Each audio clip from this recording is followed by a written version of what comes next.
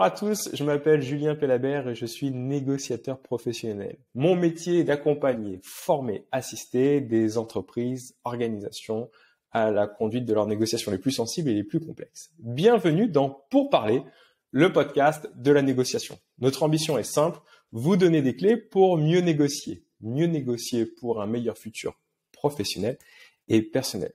Aujourd'hui, j'ai la chance d'accueillir la pétillante Ghila Clara-Kessous. Bonjour Ghila. Bonjour Julien. Comment vas-tu? Je vais très bien, merci de me recevoir dans ton beau podcast. Ah bah c'est gentil comme tout d'être présente parce qu'aujourd'hui on va parler d'un sujet qui est vraiment intéressant parce qu'il n'est pas évident à traiter, c'est notamment le genre en négociation. Mais avant de rentrer dans le cœur du débat, est-ce que tu peux te présenter pour les personnes qui ne te connaissent pas encore, s'il te plaît? Avec grand plaisir. Je m'appelle Ghila Clara-Kessous, j'ai obtenu mon doctorat sous la direction d'Elie Wiesel et je suis spécialiste de communication. Les aires d'expertise touchent la psychologie positive avec laquelle je travaille en coaching.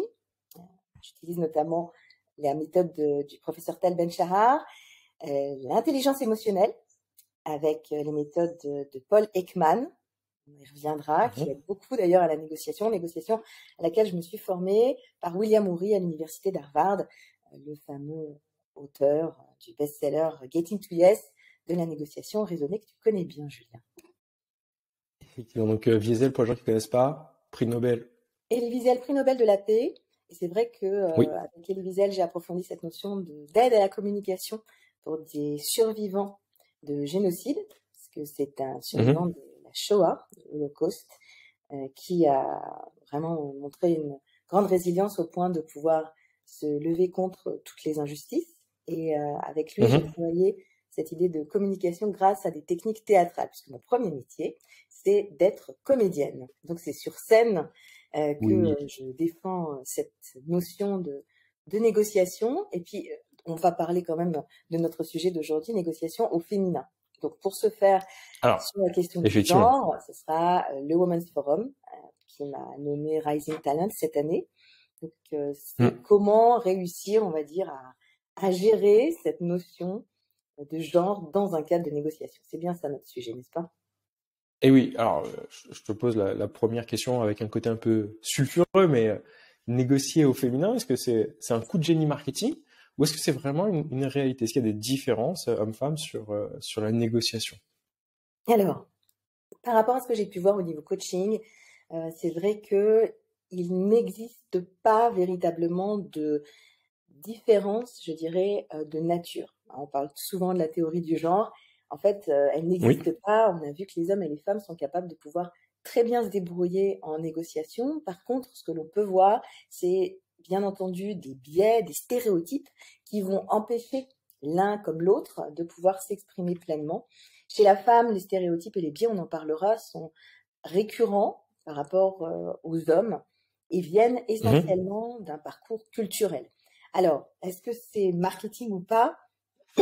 Bien sûr, on va actuellement surfer sur la vibe du hashtag MeToo, qui a été très bénéfique les 5 dernières années pour libérer la parole féminine face, on va dire, à des cas terribles d'oppression masculine.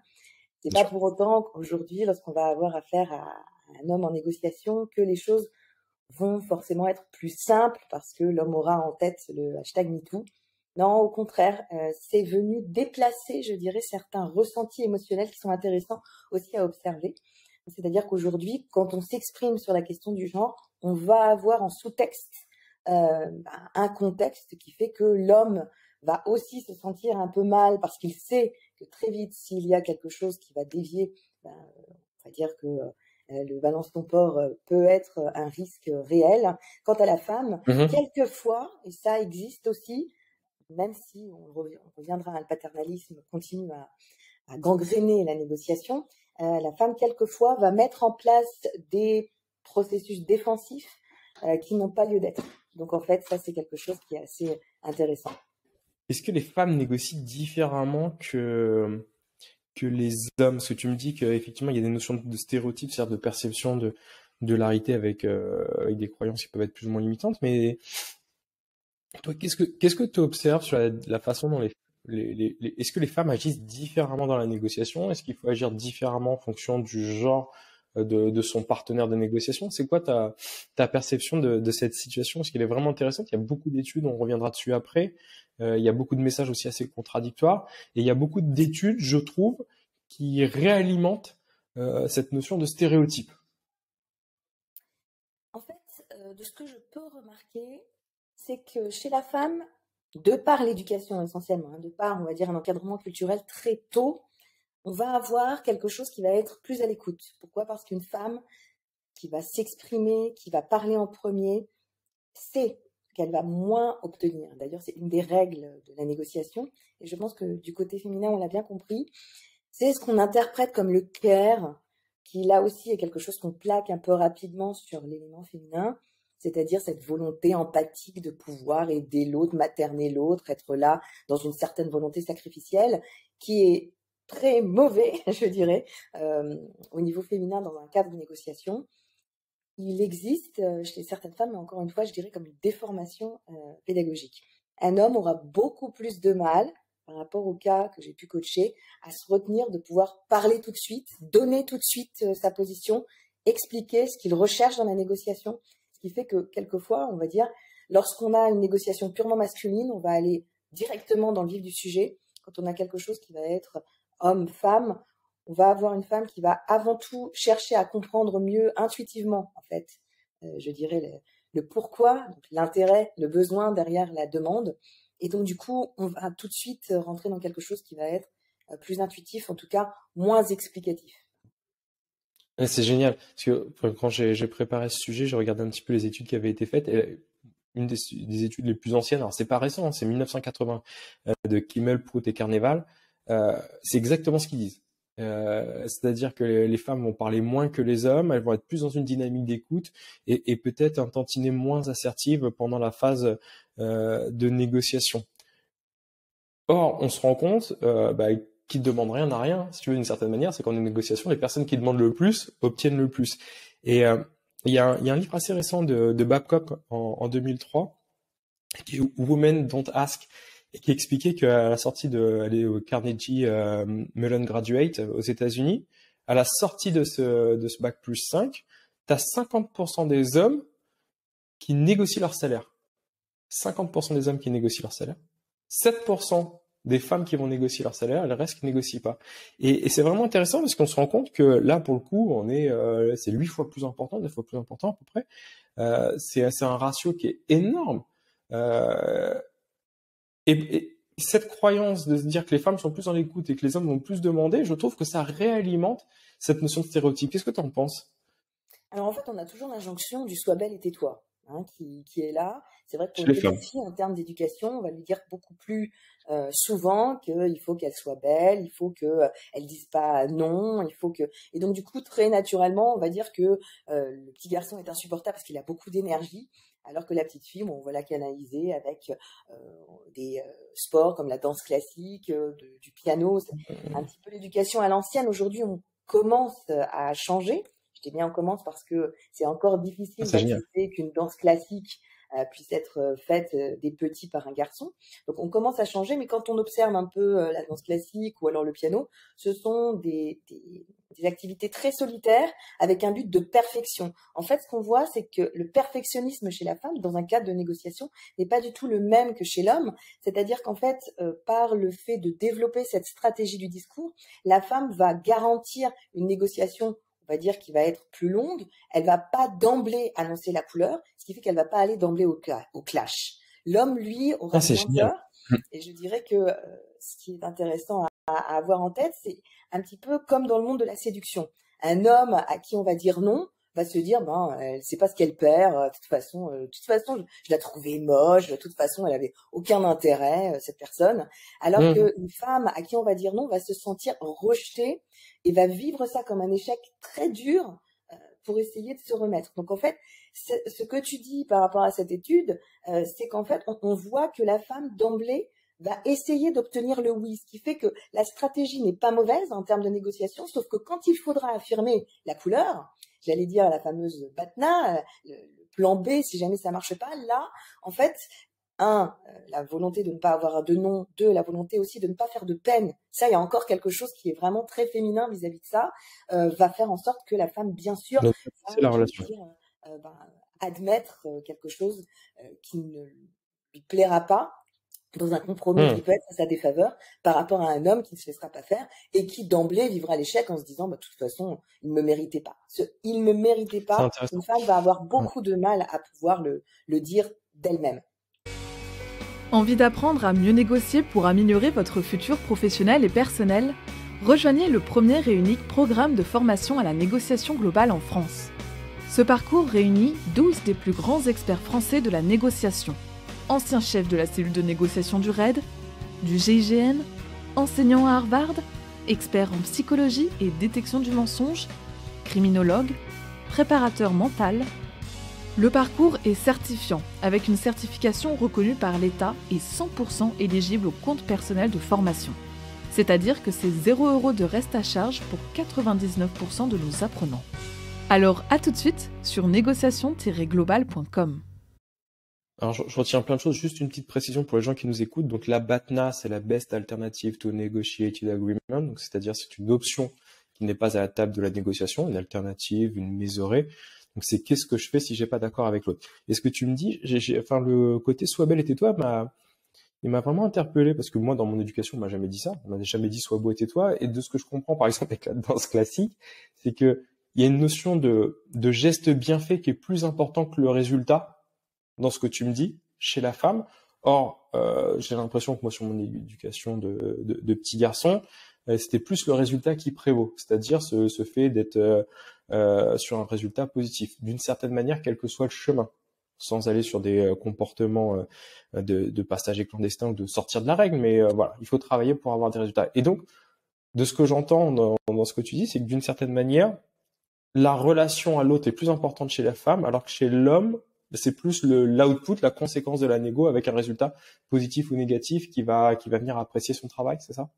Disons que ce qui est intéressant, c'est de voir qu'en fait, le petit garçon, de par des jeux de balles ou des jeux de stratégie, hein, que ce soit les échecs, le foot, etc. Encore une fois, aujourd'hui, on commence à vraiment changer ça, mais quand on fait faire très tôt un jeu stratégique, une activité stratégique à un enfant, il va comprendre qu'il a un rôle bien précis, un rôle important, que s'il ne joue pas, eh bien, l'équipe ne va pas pouvoir réussir à obtenir ce qu'il veut. Dans un cas de danse classique ou de piano, la petite fille qui avait encore ses activités de façon traditionnelle, allait encore une génération ou deux générations auparavant, en fait, elle doit fondre son perfectionnisme en se basant sur le perfectionnisme de l'autre. C'est-à-dire que le geste que je fais doit être tellement parfait qu'il doit surtout ne pas être mieux fait que celui d'à côté ou moins fait que celui de l'autre. Pourquoi? Parce qu'un corps de ballet doit être une masse qui va être parfaite en elle-même. C'est-à-dire qu'on doit se calquer sur une perfection globale. Si jamais on est meilleur, on deviendra peut-être danseuse étoile, on sera bien seul en étant danseuse étoile,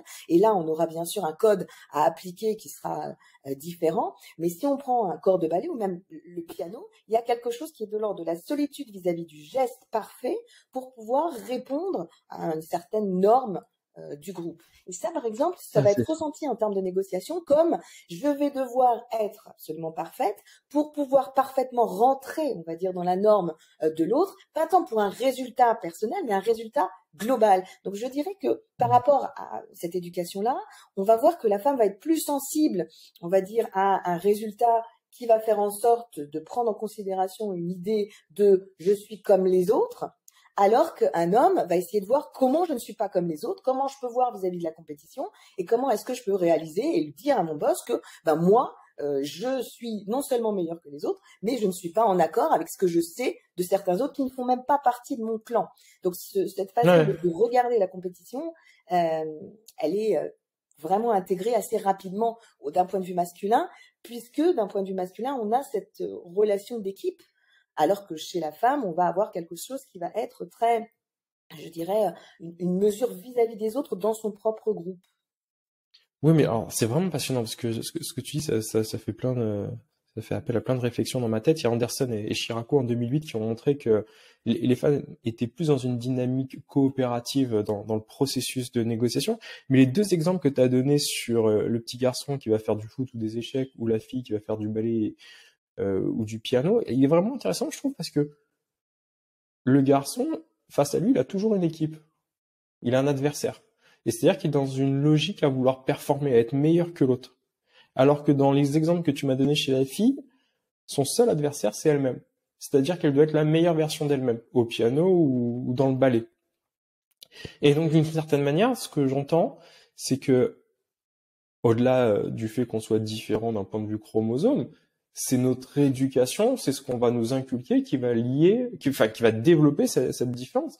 Effectivement, si toute mon éducation, on m'a dit sois belle et tais-toi, ou je suis en compétition contre moi-même et où la relation prévaut, c'est très différent de si toute mon éducation, on m'a dit il faut que tu performes, il faut que tu sois juste meilleur que les autres, pas forcément bon, mais meilleur que les autres, et dans une dynamique plus de combattant. Forcément, ça va m'impacter sur la négociation qui déjà bénéficie malheureusement, je pense, du stéréotype que la négo c'est un combat contre l'autre. Tout à fait. Et je vais même aller plus loin. On a cette injonction du sois belle et tais-toi, mais on a aussi cette injonction de faut souffrir pour être belle. Et donc du coup, Oui. cette idée de ne pas s'écouter, cette idée de serrer les dents pour aller plus loin. Et ça, c'est très intéressant parce qu'on voit même dans les équipes de foot féminin, cette notion-là, c'est pas seulement d'être comme les hommes, mais c'est de pouvoir dépasser ce qu'on peut imaginer être des limitations de femmes. En faisant ça, je dis pas qu'on va contre nature, mais d'une certaine manière, on va profondément contre ce qui a été inculqué, à savoir que le chemin va être dur. Pourquoi ? Parce qu'il va y avoir non seulement des questions hormonales, mais il va y avoir aussi la grossesse, donc des moments de souffrance qui vont assez peu être communiqués mère-fille. C'est Bien sûr. intéressant, père-fille non plus. Donc il va y avoir quelque chose d'un peu tabou sur lequel les parents vont compter que le clan des filles vont se dire entre elles, que la petite fille va découvrir par elle-même. Tradition orale. Exactement, et elle va comprendre à un certain moment qu'elle est faite pour cette souffrance, pour apporter quelque chose à l'humanité. Et donc, à chaque fois qu'elle va devoir crier victoire, c'est vraiment crier avant la victoire, c'est-à-dire faire un dépassement à la fois psychologique, physique, vis-à-vis de ce qu'on a pu lui dire à chaque étape. Alors, je dis pas qu'il n'y a pas de frustration dès l'enfance d'un point de vue masculin, mais il n'y a pas cette espèce de façon de vivre, on va dire, son état genré comme étant une constante façon de pouvoir réussir à obtenir une victoire sur elle-même. Ça, on le voit dans la négociation, c'est clair. C'est vraiment intéressant de le percevoir comme ça. En fait, tout ce qui va nous construire va se faire sur notre petite enfance, qu'on soit un homme ou qu'on soit une fille, et ce qui pourrait être perçu, alors j'ai l'impression comme quelque chose de pas de victoire facile d'une certaine manière, qui peut développer la résilience, peut-être des femmes plus facilement, mais cette résilience, dis-moi si je me trompe, c'est ce que j'ai compris en t'écoutant, d'une certaine manière, elle peut aussi nous amener à nous oublier nous-mêmes et à faire taire une forme de malaise, de plein de choses au nom de cette résilience, qui normalement devrait être une vertu, mais qui à ce moment-là peut me desservir dans mon quotidien par rapport à des comportements qui seraient pas acceptables. C'est ça ? En fait, ce qui est intéressant, c'est qu'on voit cette idée de résilience d'un point de vue masculin, d'un point de vue féminin différent. C'est-à-dire que lorsqu'un homme va commencer à rentrer dans une idée dépressive en disant « mais qu'est-ce que je suis finalement ?» Cette idée de « qu'est-ce que je suis ?» ce serait l'entropie, rester devant la télévision, pas bouger, pleurer et pas réussir à pouvoir, on va dire, revenir sur le ring. Une femme...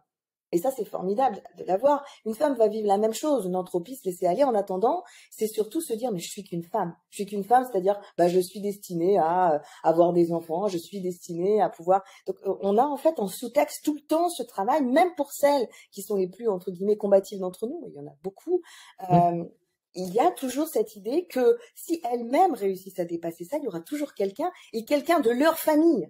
Parce que c'est ça qui est formidable, et pas forcément quelqu'un d'homme masculin.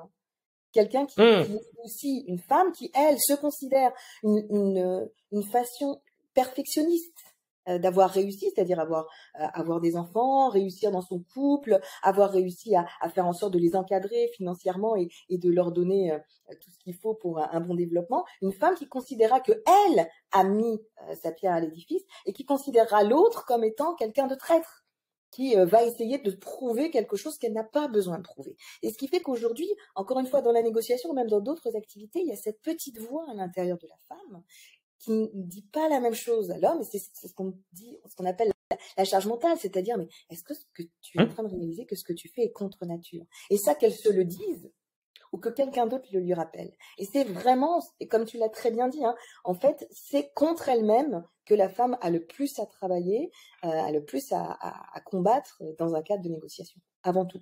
Oui, parce que cette petite voix, elle peut venir de la femme, de ce que j'entends, mais elle peut venir d'un regard extérieur, qui peut être masculin, effectivement, mais aussi féminin.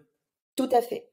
Comme je le disais, tradition orale, cette croyance limitante qu'on a, nous, en tant que femmes, on peut la transmettre inconsciemment à nos enfants. Inconsciemment ou consciemment, c'est-à-dire qu'aujourd'hui, on a beaucoup de mouvements féministes, mais on a beaucoup de mouvements féministes très intéressants, même d'un point de vue religieux, qui confirment un certain conservatisme avec une vraie noblesse, avec une vraie fierté, en disant, mais les filles, pourquoi vous allez essayer d'aller contre nature? Laissez-vous aller à accepter le côté féminin, et accepter le côté féminin, c'est de pouvoir continuer à apprécier recevoir, à apprécier faire la cuisine, à apprécier être avec ses enfants, à apprécier, et quand on l'écoute, ce qui est assez déroutant, parce que on nous a tellement donné ça en termes d'héritage, en termes de transmission, qu'entendre ça, pour certaines, ça heurte, mais certaines qui ont dû faire ce chemin pour d'autres, mais celles qui sont encore dans le choix, à savoir est-ce que je fais une carrière ou alors est-ce que je reste femme au foyer, celles qui ont à faire ce choix et qui n'osent pas et qui finalement ont cette vision aussi féminine dans un cadre familial, c'est très très difficile d'aller chercher ailleurs. Surtout quand on nous dit que c'est le bonheur. Ouais, c'est vraiment passionnant. Maintenant, j'en viens des choses, on va essayer d'apporter notre petite pierre à l'édifice. Mais comment est-ce que, si je suis une femme, comment est-ce que je peux sortir? C'est quoi? C'est même pas une zone de confort, parce que je suis même pas sûr que ça soit confortable. Mais comment est-ce que je peux m'émanciper de ces croyances limitantes? Quels sont les quelques conseils, 3 conseils que tu donnerais à des femmes qui voudraient négocier en faisant preuve de plus d'assertivité? Est-ce que c'est important qu'elles soient dans une dynamique plus assertive? Est-ce que le fait, je pensais à Claudia Neptina Manea qui a sorti, c'est très récent, une étude en 2020 qui disait que d'une certaine manière, la femme n'était jamais aussi performante que quand elle assumait totalement son côté féminin, avec les qualités et les défauts, mais avec peut-être cette charge cognitive en moins. Quels sont les conseils que tu donnerais à la femme qui veut négocier, ou aussi peut-être en termes d'éducation, au père ou à la mère qui va préparer la future génération de négociatrices et négociateurs indirectement? Je reviens sur ce que tu dis en termes de charge cognitive en moi, juste pour préciser que je pense que les hommes et les femmes ont tous les deux une vraie charge cognitive, mais vraiment différente.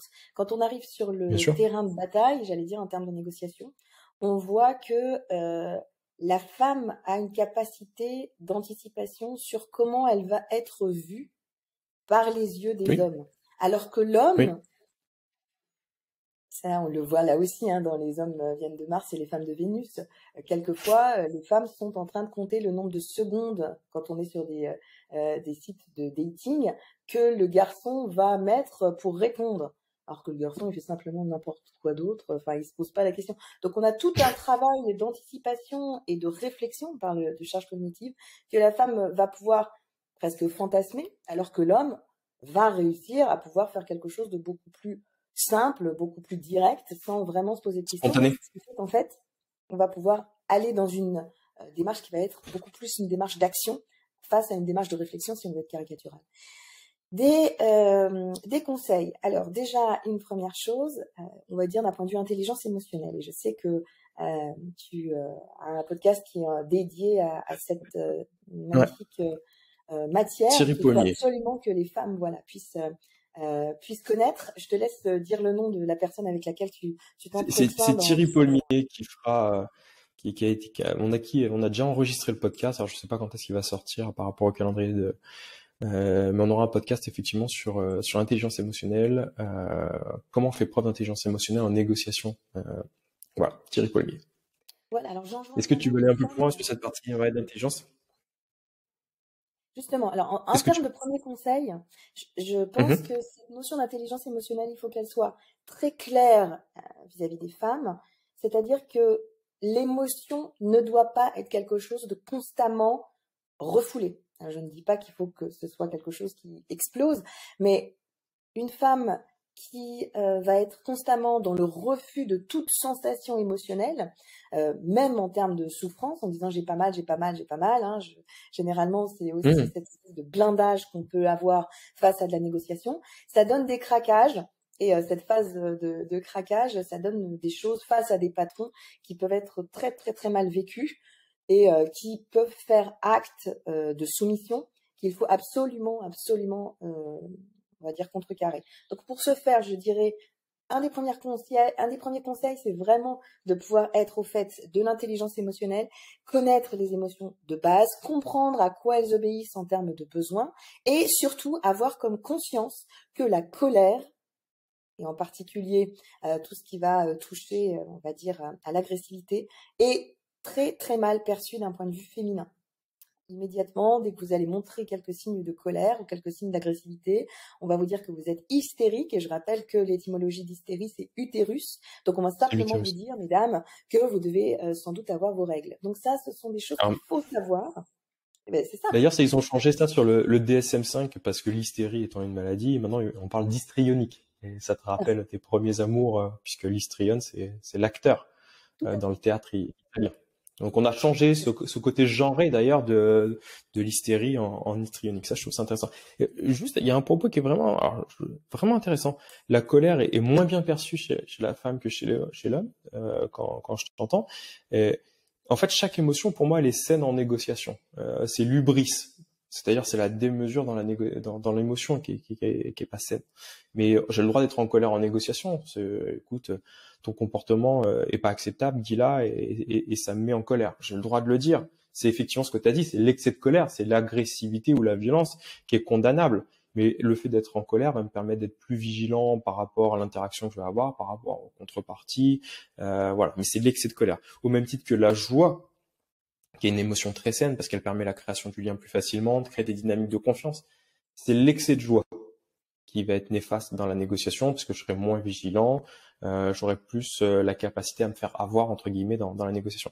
Donc c'est vraiment intéressant ce que tu dis, c'est que d'une certaine manière, il faut être en capacité d'assumer, d'embrasser ses émotions, qu'elles soient positives ou négatives. Je pense que toutes les émotions sont positives en dehors du dégoût qui peut être vraiment un frein à la négociation, mais il faut pas avoir peur quand je t'écoute de mettre des mots, de ventiler ses émotions, de pas les conserver jusqu'au moment où elles vont exploser. C'est ça? Exactement. Alors, tu as parfaitement raison. La colère, comme les autres émotions, c'est une émotion qui est positive. Il n'y a pas d'émotion négative. Ça, Tal Ben-Shahar le disait souvent, qui est le fameux professeur de bonheur à l'université d'Harvard, que je vous conseille vivement de pouvoir découvrir. La colère est saine. Par contre, son expression ne l'est pas, en particulier d'un point de vue féminin. Ça veut dire quoi? Ça veut dire que un homme qui va être en colère va pouvoir, au niveau des 5 piliers de la communication, donc au niveau de la voix, au niveau du regard, au niveau de la gestuelle, au niveau de l'ancrage, au niveau de ses silences, un homme qui est en colère va pouvoir faire montre d'une certaine puissance, hein, si on doit parler de pouvoir. Une femme qui est en colère, comme je le disais, va être vue, si jamais elle fait montre des mêmes signaux, des mêmes manifestations, va être vue comme hystérique. Donc en fait, quand on est en colère, comme tu le dis, on peut passer par une formalisation d'un point de vue mot, d'une mise en mots, ou alors on peut le faire savoir, mais le faire savoir différemment. Pourquoi? Parce que si je commence à crier, et d'un point de vue féminin, normalement, la voix, elle commence à être assez haute, immédiatement, il va y avoir dans la tête de la personne en face cette idée que, ah bon, allez, c'est même pas la peine de commencer à lui parler, elle est complètement aveugle à ce que je lui dis. Donc, quand je dis ça, c'est pas encore un phénomène de maîtrise, c'est un phénomène de reconnaissance des émotions, nommer l'émotion et réussir à la faire paraître, à la faire entendre pour que l'autre puisse la reconnaître et la faire rentrer dans quelque chose que l'autre peut également, on va dire, traiter. Parce que c'est juste ça. Il faut que vous puissiez continuer dans le cadre de négociation de pouvoir rester dans un certain traitement de l'information pour, bien entendu, constituer l'équipe que l'on souhaite que vous puissiez constituer. Donc, encore une fois, être au fait de l'intelligence émotionnelle, faire attention à ces signes qui nous échappent et qui peuvent être perçus comme purement féminins, tels que la colère, pour l'hystérie, et manifester quand on touche à la colère des choses qui peuvent être compréhensibles pour l'homme. Et ça, c'est quelque chose qu'il faut avoir en tête. Ça ne veut pas dire s'adoucir, ça veut dire peut-être faire montre d'une colère beaucoup plus froide, peut-être plus cassante, peut-être avec un humour, parce que là, l'homme est plus fort que la femme, un humour noir. Certaines femmes qui ont un humour noir vont immédiatement être caricaturées dans certains films. Je pense à Cruella, ou je pense à d'autres femmes de cinéma. Mais bizarrement, si vous réussissez à faire montre d'une certaine capacité à garder la tête froide et à être assez cassant, vous allez déstabiliser votre interlocuteur qui va presque rire malgré lui. Parce qu'il s'attend à ce que justement vous puissiez être débordé par la colère, débordé par l'émotion en fait. Alors que là, vous allez lui montrer que non seulement vous avez reconnu l'émotion qui vous habite, mais vous allez aussi réussir à la transformer pour lui renvoyer ce que vous savez que lui va être capable de pouvoir prendre. Et ça, je trouve ça très intéressant. L'intelligence émotionnelle est une clé très importante pour les femmes à avoir aujourd'hui. Alors c'est vraiment génial.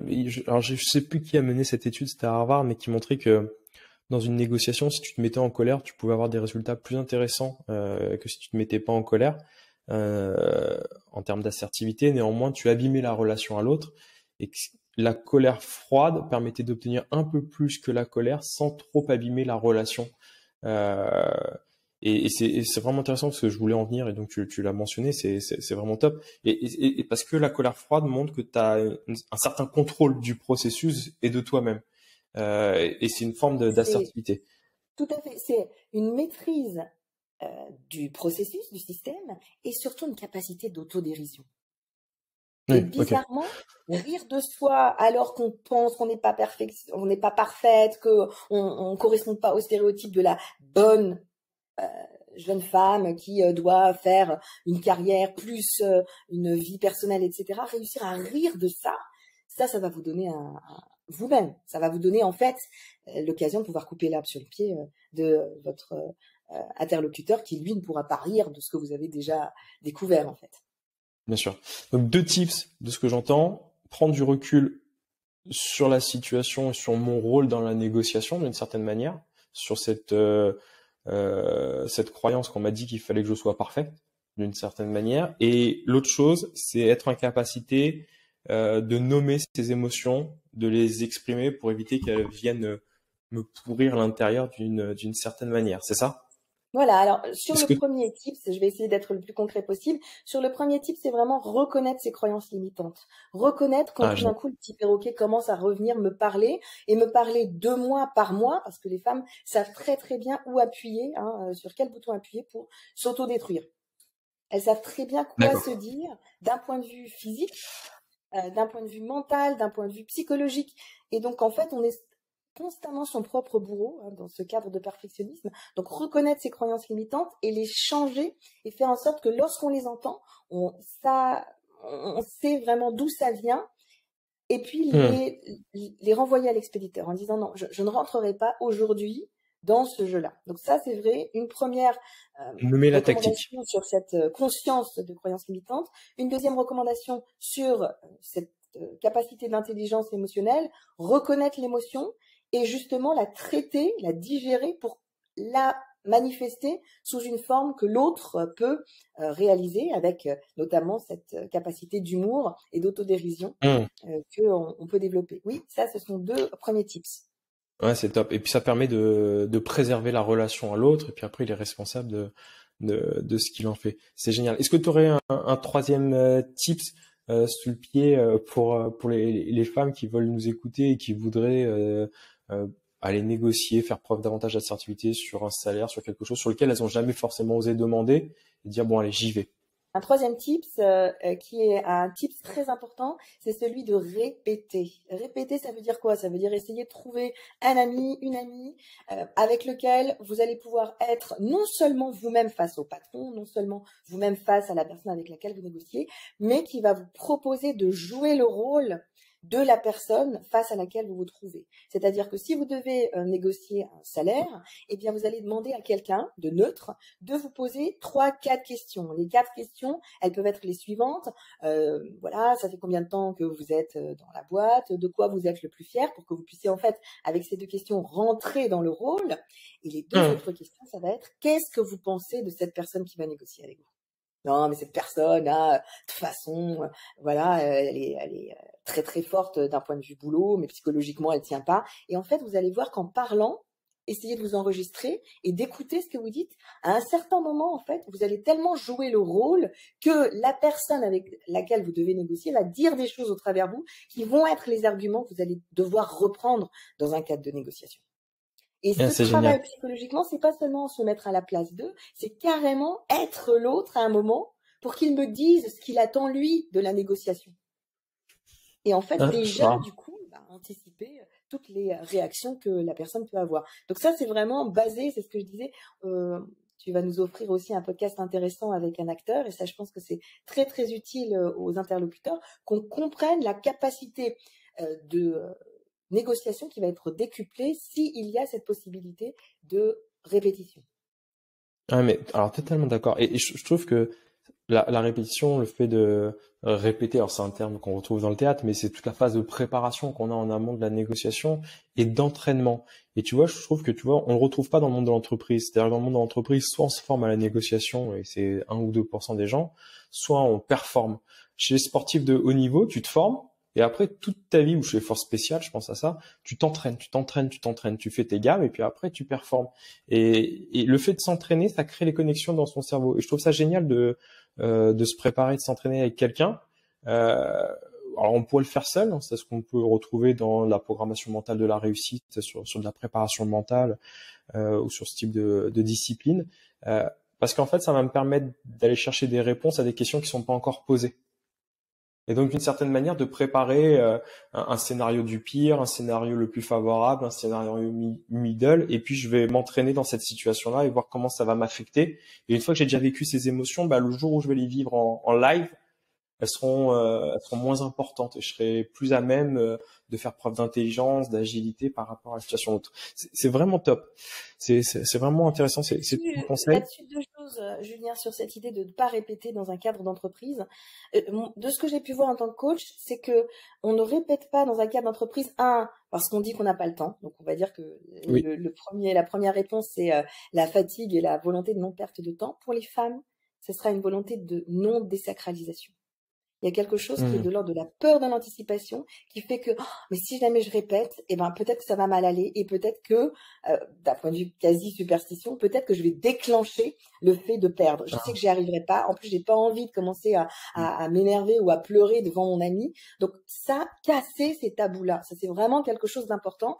Une négociation, il faut qu'elle puisse être désacralisée. L'autre personne, vous êtes, et ça je m'adresse en particulier aux femmes, vous êtes son égal. Vous avez exactement les mêmes besoins physiologique. Ça, c'est quelque chose à garder en tête pour que vous puissiez rentrer en contact d'être humain en être humain. Quelquefois, il y a vraiment tout un travail mental chez la femme qui rend la relation taboue. Et pour casser cette perspective sacralisée, il faut pouvoir rentrer dans la répétition. Ah, mais totalement d'accord. Et d'ailleurs, je vais juste, par rapport à ce que tu viens de dire, c'est déjà prendre conscience, qu'on soit un homme ou une femme, que quand on négocie avec quelqu'un, tout le monde a du pouvoir. Alors, on n'est peut-être pas à 50-50, mais on a forcément du pouvoir. S'il n'y avait pas de pouvoir, on serait dans une relation de maître et esclave. Et même là-dessus, les travaux de Rojo nous disent que l'esclave pourrait avoir du pouvoir. Mais ça veut dire, c'est prendre conscience. Hegel aussi, oui. Rappelez-vous. C'est ça. Donc, on a tous du pouvoir et c'est prendre conscience que si l'autre négocie avec nous, même si on est dans une position défavorable, c'est qu'on a quelque chose qu'on peut lui apporter. Et donc, c'est prendre ou un pouvoir de nuisance ou n'importe quel type de pouvoir. En tout cas, on a du pouvoir et donc on peut légitimement aller chercher une conséquence, un output positif dans la négociation. C'est vraiment top. C'est pas seulement qu'on peut lui apporter quelque chose, C'est pas seulement que la personne a besoin de nous. Rappelez-vous que dans la négociation, le but n'est pas la dépendance en montrant que l'un ne peut pas vivre sans l'autre. L'indépendance, on fait notre vie quand on se voit. C'est l'interdépendance. Rappelez-vous ça aussi Oui, d'un point de vue féminin, l'interdépendance, c'est-à-dire qu'on est tous les deux majeurs, on est tous les deux mûrs et on choisit d'avoir cette relation-là parce qu'on sait qu'en gardant et en maintenant cette relation, les deux peuvent aller plus loin. C'est ça ouais, l'interrelation, il faut vraiment l'avoir en tête parce qu'on est plus dans cette relation de soumission, de justification avec ouais. un regard adolescent ou de rébellion. L'interdépendance. Et alors c'est intéressant parce que je pensais pas du tout aller là-dessus, mais c'est aussi peut-être important de désacraliser le fait que s'il n'y a pas d'accord, il n'y a pas d'accord. Et vaut mieux pas d'accord qu'un mauvais accord, qu'on soit un homme ou une femme, très clairement. Mais il n'y a pas mort d'homme s'il n'y a pas d'accord. Et les deux parties prenantes sont 100% responsables du résultat. Ça veut dire que j'ai pas à culpabiliser si je suis un homme ou une femme de dire qu'on n'aura pas d'accord. C'est l'autre qui est responsable d'une certaine manière autant que moi. Et c'est se retirer ce poids de se dire bah voilà, il n'y a pas d'accord, on est en accord au moins sur le désaccord. Et puis Pour se c'est retirer pas ce pour ça que ça poids, abîme la relation. Pour se retirer ce poids, il faut pouvoir préparer justement ce dont on parlait, la fameuse BATNA, la Best Alternative to Negotiated Agreement, c'est-à-dire qu'est-ce qui se passe s'il n'y a pas d'accord et ne pas se dire je veux même pas en parler. S'il n'y a pas d'accord, je suis foutu. On l'entend souvent. Non. Non, c'est pas vrai. Qu'est-ce que je fais? Je suis toujours moi parce que j'ai autre chose dans ma vie que ce moment de relation, même s'il s'agit d'un patron. Qu'est-ce que je suis capable de solliciter? Mais ça doit venir avant la négociation. Bien Donc sûr. toute cette phase de préparation, elle est cruciale pour que psychologiquement vous puissiez vous préparer à rentrer en relation avec l'autre en vous disant même s'il n'y a pas d'accord, il n'y a pas mort d'eau. Et oui, non mais ça c'est un point qui est fondamental dans notre travail, le fait que on doit pas être dépendant des conséquences de la négociation, ça doit pas être important pour nous. Plus c'est important, moins on est bon dans la négociation. Il faut avoir ce recul, il faut être en capacité de monter au balcon, si je dois reprendre une expression de Yuri sur Getting to Yes.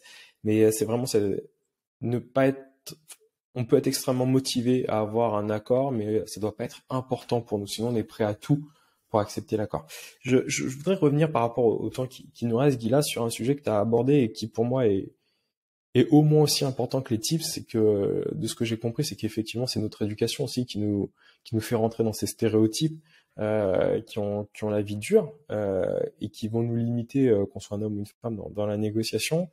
Euh, j'ai l'impression que il peut y avoir une prise de conscience chez les adultes, alors chez les hommes, parce que les femmes, vous êtes déjà assez alertes sur le sujet, mais à partir du moment où ils sont pères, et à partir du moment où ils sont pères d'une fille, là ils se disent, bah, la place d'une fille ou d'une femme dans la société est pas forcément celle que j'avais en tête. Euh, Comment, est-ce que tu aurais un ou deux tips sur des jeunes parents qui ont nos futures générations de négociateurs, négociatrices entre les mains pour les aider euh, à être des meilleures versions d'elles-mêmes, d'une certaine manière, en tout cas à trouver la paix intérieure pour bien négocier.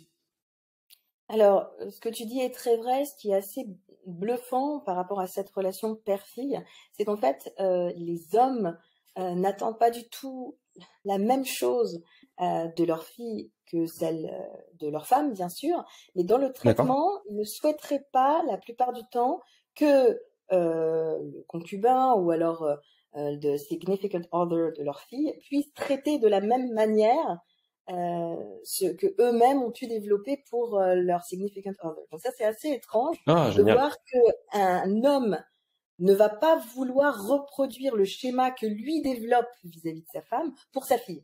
Ah, et- ah, c'est intéressant parce que Et en fait, ça, c'est un là, on parfait a de un grand moment de sympathie. solitude d'un point de vue Julien, parce que c'est vrai que quand on commence à y réfléchir, c'est vrai. C'est quelque chose qui est Oui. d'un point de vue féminin, c'est quelque chose qui est assez euh, agressif, hein, parce que on se Parce que rend compte que t'es la en plein femme transfert avec ta fille. Quand t'es un homme, je pense, t'as pas de lucidité sur ta mais relation. transfert de puissance. Un transfert de Hmm. puissance, c'est-à-dire qu'en fait, si le garçon qui va fréquenter, je dis ta fille, bon, si le Moi, garçon j'ai pas qui va encore de fille. fréquenter ta fille, j'y vais, ose traiter ta fille comme toi, tu pourrais traiter ta femme, tu serais prêt à pouvoir lui casser la figure. En tout cas, il y a des choses comme Hmm. ça qui font que Hmm. un homme va pouvoir se réveiller lorsqu'il va avoir une fille.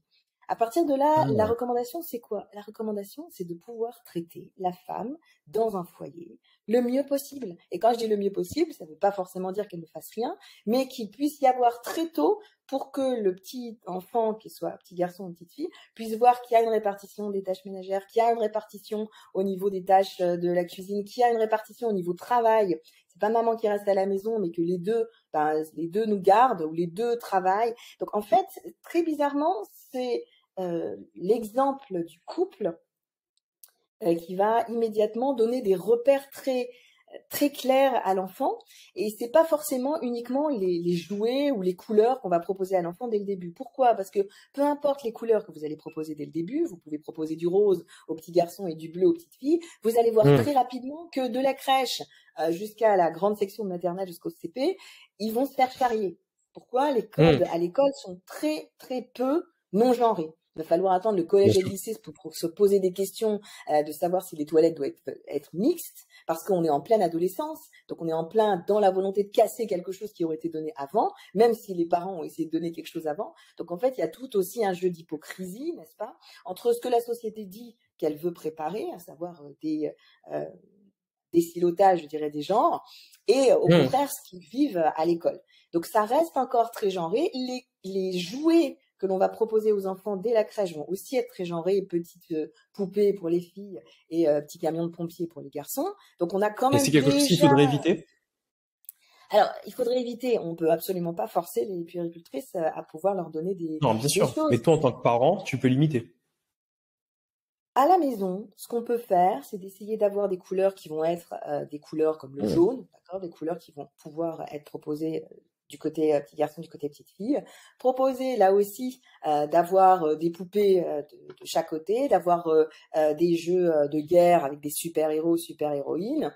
Et puis aussi les préparer à la société, c'est ça qui est terrible, c'est-à-dire que votre enfant ne doit pas souffrir vos envies d'indépendance et de volonté de non-genré. Si l'enfant, encore une fois, porte du rose, vous allez voir comment est-ce que il va se subir ce qu'on appelle le bullying, le harcèlement à l'école.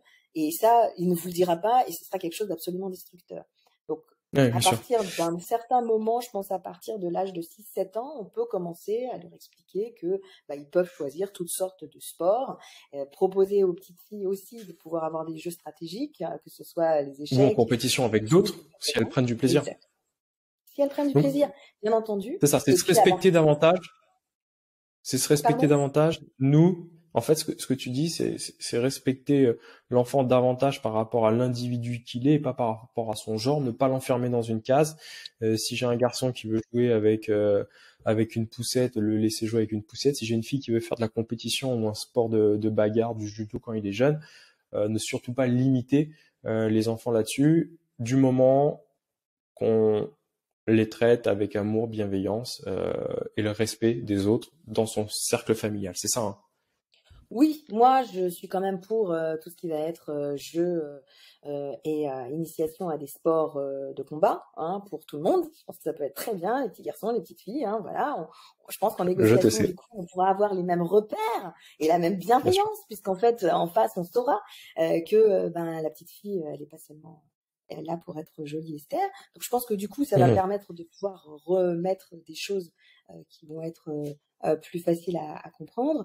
Et puis, quelque chose aussi qui est assez important d'un point de vue parent, battez-vous contre les profs et les institutrices et les instituteurs. Quand je dis battez-vous, bien sûr, faut pas monter au créneau dès que l'enfant a une mauvaise note, mais regardez bien les commentaires qui sont faits. Si les commentaires sont uniquement, ça a été mon cas, c'est pour ça que je peux me permettre de vous en parler, si les commentaires sont uniquement pour descendre l'enfant parce qu'il n'arrive pas à faire des lignes horizontales ou parce qu'il a été absent, eh bien vraiment n'hésitez pas à prendre rendez-vous avec l'instituteur pour lui demander de rajouter quelque chose en disant voilà, je lui souhaite bonne chance, c'est un enfant très calme, etc. Il faut absolument, ce qu'on appelle la pédagogie positive, qu'il y ait quelque chose qui va permettre à l'enfant, qu'il soit garçon ou fille, permettre à l'enfant qu'il puisse avoir un rapport d'amour propre amour-propre dès le début. Parce que c'est de ça dont on parle. Il faut permettre à ce petit être humain de ne pas être dans une volonté, on les voit très tôt, de se punir parce qu'ils n'ont pas réussi à faire quelque chose. Et ça, je le vois, aujourd'hui on parle de yoga à l'école, c'est très bien, mais il faut vraiment pouvoir leur permettre, psychologiquement parlant, d'être fiers et de stimuler des choses qui sont positives en eux et pas tout de suite je dirais la baffe de la mauvaise note si jamais quelque chose n'est pas fait parfaitement. Au contraire, se battre contre le perfectionnisme dès le début. C'est vraiment génial. Alors, on va rester sur cette idée forte, parce qu'avant de développer sa confiance en soi, donc et sa capacité à agir dans la négociation, qu'on soit un homme ou une femme, ce que tu nous dis, c'est qu'il faut déjà travailler son estime de soi. Il y a plein d'études qui ont été faites, et je pense à l'effet Pygmalion ou l'effet Golem, qui est son inverse. C'est-à-dire que si on va chercher le meilleur de son enfant, on crée les conditions pour qu'il le devienne in fine. Au final, si on dit à notre enfant que jamais il réussira, c'est l'effet Golem qui est l'inverse. C'est une étude qui a été faite dans les années 90, je crois, à San Francisco. Si on lui dit que jamais il y arrivera, il va prendre cette croyance comme une réalité et il mettra tout en place pour être dans des processus d'auto-sabotage et ne pas y arriver. Donc c'est vraiment génial ce que tu dis, c'est-à-dire c'est faire en sorte sur notre éducation à nos enfants de toujours voir. Les Américains sont meilleurs que nous, je trouve, en Europe ou chez les Français. La partie positive, leur donner confiance, courage en eux et une bonne estime de soi, qu'on soit un homme ou une femme, et ça permet déjà d'avoir un schéma mental plus sain dans son rapport à soi, puis après à l'autre dans son développement personnel. Vraiment passionnant. Et puis enlever le côté c'est faux en disant presque. Ça, c'est quelque chose de très important dans les témoignages et dans les retours. Ne pas dire c'est faux, tu as tort, mais dire allez, il est presque, c'est presque ça. 2 et 2, ça fait pas 5, c'est presque. Allez, donc c'est vraiment cette idée de l'accompagner pour lui montrer, bien sûr, plus tard que l'échec est nécessaire pour les petites filles, comme je l'expliquais, il n'y ait plus de peur de dire non en ayant peur de l'échec, en ayant peur de faire peur, se disant objectivement, je peux pas aller là parce que ça ne va pas t'aider non plus. Objectivement, je serai pas performante en allant là, en ne s'excusant pas. Et oui, c'est voir le verre à moitié plein et pas à moitié vide. Ça, c'est vraiment important, je pense, dans l'éducation. Et même dans le management, c'est toujours voir ce qui a été fait et puis après faire un deuxième temps, un point d'effort sur ce qu'on pourrait faire. Génial, vraiment ultra passionnant cet échange. Ghila, très concret. Dernière petite question, est-ce que j'ai l'habitude de poser, est-ce que la Ghila d'aujourd'hui, si elle rencontrait la Ghila quand elle avait 20 ans, quel est le conseil que tu lui donnerais? Je lui donnerais comme conseil d'oser dire non, de se battre contre tous les paternalistes, qu'elle ait pu rencontrer, et puis de pouvoir, on va dire, rêver encore plus loin parce que sky is the limit. Donc, exactement. Voilà. Et oser dire non, c'est se dire oui à soi. Se dire oui à soi, exactement. Oui, non, mais totalement. Et nous, par exemple, dans le processus de négociation, on n'a aucune peur à dire non et aller chercher le non. Et quand on est à l'aise avec ça, le non, au moins, il est très clair. Alors que le oui en négociation, au départ, il peut être un peu confusant. Oui, j'entends, oui, je comprends, oui, je suis d'accord, oui, je vais le faire. Le non est beaucoup plus simple. Ouais. Et puis pour tous ceux qui ont des enfants, vous savez, c'est ce qu'ils nous disent à longueur de journée. Non, non, non, parce qu'en fait, le non protège d'une certaine façon. Top, c'était vraiment passionnant. Un immense merci à toi, Ghila, pour ces propos qui étaient vraiment pleins de sens. Un grand plaisir, une dernière référence, comme ça vous pourrez en savoir un peu plus sur le fameux professeur de bonheur, l'apprentissage de l'imperfection, que je vous recommande vivement de lire, que vous soyez homme ou que vous soyez femme. Bien sûr, dans le rapport à la négociation au niveau féminin, c'est quelque chose qui est important. L'apprentissage de l'imperfection de Tal Ben-Shahar, qui reste son best-seller en particulier en France. Une petite lecture peut-être pour les mois à venir. On mettra le lien. Un très grand merci, Ghila, pour ces partages. Merci beaucoup et je vous dis à dans 2 semaines pour un nouveau podcast de Pour Parler, le podcast de la négociation. Merci.